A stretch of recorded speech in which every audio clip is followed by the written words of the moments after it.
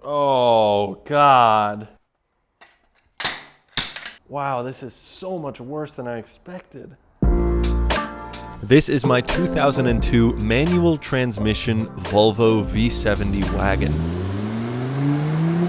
Over the last year, I've been turning this car into a perfect daily driver that I can take on photography road trips. This project started off with an engine replacement because of low compression on cylinder number 4. And although this car has come such a long way since I picked it up for just $800, something I've always wanted to do was tear down the original engine that was in this car. So in today's video, we're going to be taking the old engine, removing the cylinder head, taking out the pistons, and inspecting the rod bearings, and just seeing what kind of nasty surprises this old 5-cylinder engine was hiding. Since doing that project, I've always wanted to tear this engine down and just see what the condition of everything internally looks like. First step is going to be removing the intake manifold, all the stuff that just bolts to the outside, the coolant pipes. Should be pretty simple. Going to do everything with a Milwaukee and chrome sockets as it should be.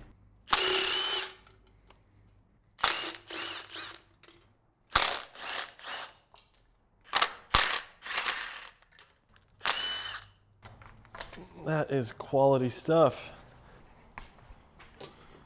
Just take this guy here. This PCV hose has to come off the top because it has to go through the intake.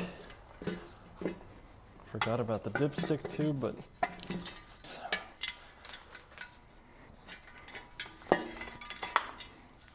this time I will also be putting cardboard under my thing here because I think from working on this car I've learned my lesson. Oh dear God. It's time for the PCV. Already lost the 10. We're 3 minutes in. Let's see here. Think that's loose. Yes it is. Oh, that is gross. This guy here can come off. Oop.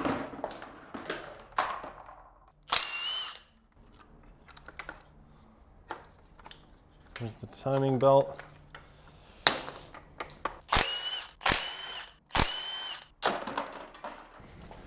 Here it goes. Let's see if it'll do it. Easy. The crank pulley, timing belt off. The condition of the timing belt is, it's got very small cracks in it. I guess I didn't put my spark plugs back in. They're just sitting loose. At least 2 of them were.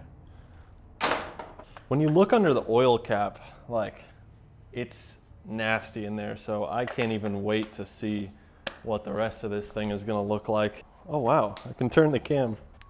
The proper way to remove this is to use a tool, but you know,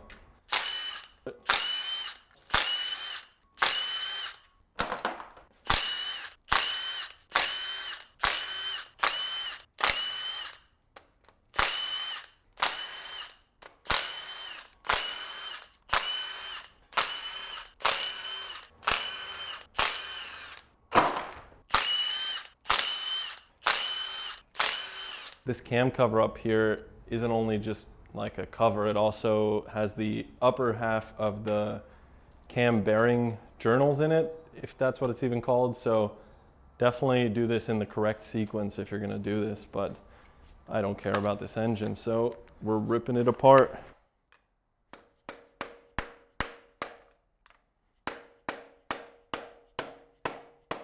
There it goes.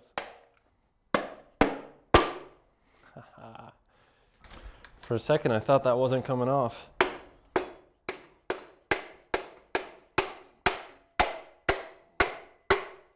Here it goes.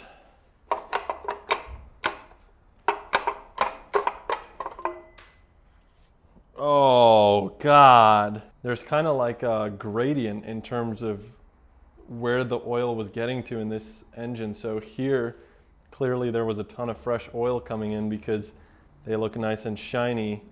Then back here on cylinder number 5, the cylinders just look completely black. So maybe that has something to do with the compression on cylinder number 4. I'm not sure. Okay, camshafts are coming out.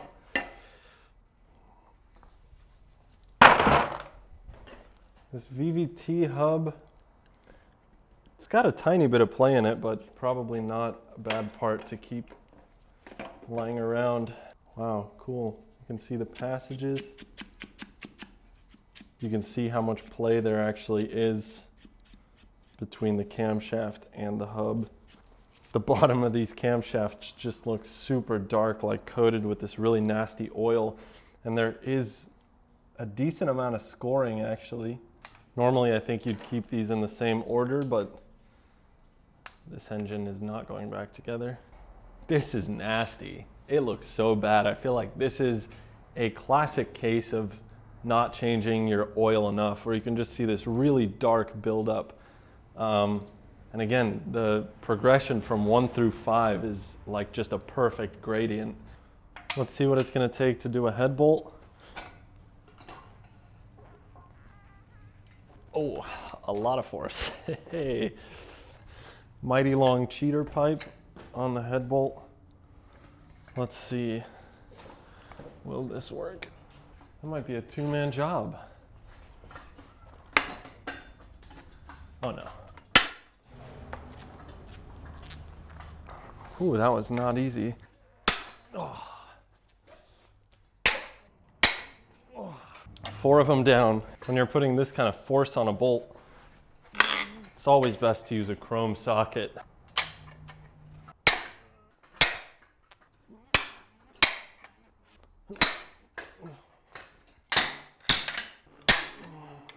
These are fucking difficult.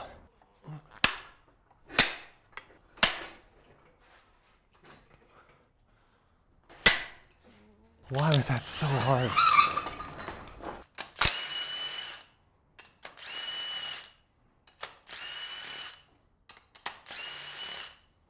Here it goes. Head gasket looks fine.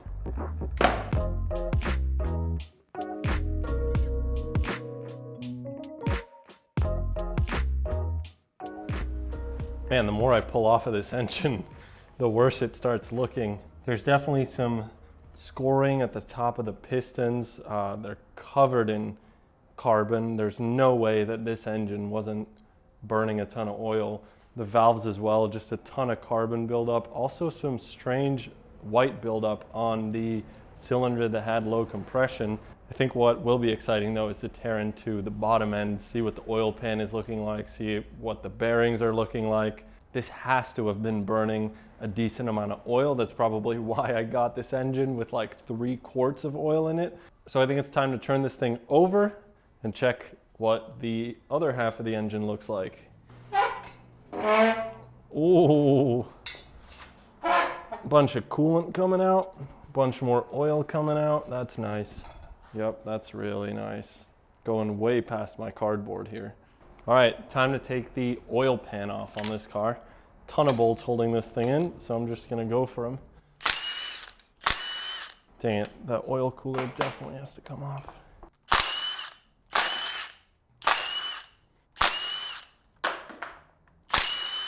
The oil cooler is a good thing to replace if you're working on these, because this is where oil and coolant can mix, and that is not a fun time.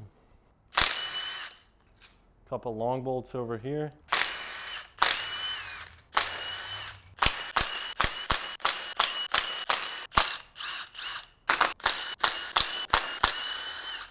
Some of these are covered in oil. I think it looks like the crank seal was probably leaking on this one. Cool, I think that's all of them. You gotta love Volvo for these lovely little tabs where you can just stick a pry bar and then hammer away. It's probably the part I'm most excited for. Ooh, nasty, nasty. Pickup. What the hell are these star bolts? Come on.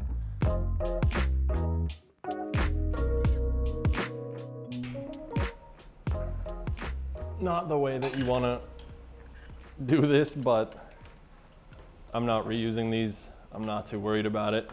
Wow, I just pulled that first piston off, and that damage is actually a lot worse than I was expecting. There's quite a bit of wear on the top bearings, specifically towards the edges. You can see quite a bit of scratch marks where some kind of metal, I think, was just sent through the oil. And then towards the middle, you can kind of see where the surface is generally just quite worn down. But I'm gonna get the rest of these pulled off and just see what else we find. It works surprisingly well. Did not expect that. Now I can pull these out. Oh, man, that is super worn. Let me get a rag. This one has to be close to just giving out. A lot of wear, a lot of scoring marks from metal going in there. Gash in the middle of the bearing. This is crazy. That is not what I expected to see.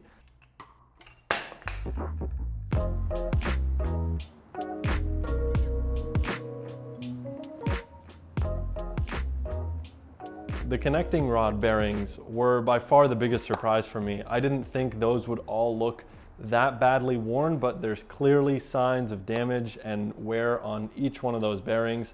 I thought maybe I'd find one cylinder with some wear on it, but all of them look pretty scratched up and worn down. So I'm very happy about the fact that I chose to replace this engine. I think it was the right move, especially after seeing those bearings. I actually feel a lot better because part of me was afraid of opening this thing up and just seeing it in mint condition, but definitely not the case. This thing was disgusting.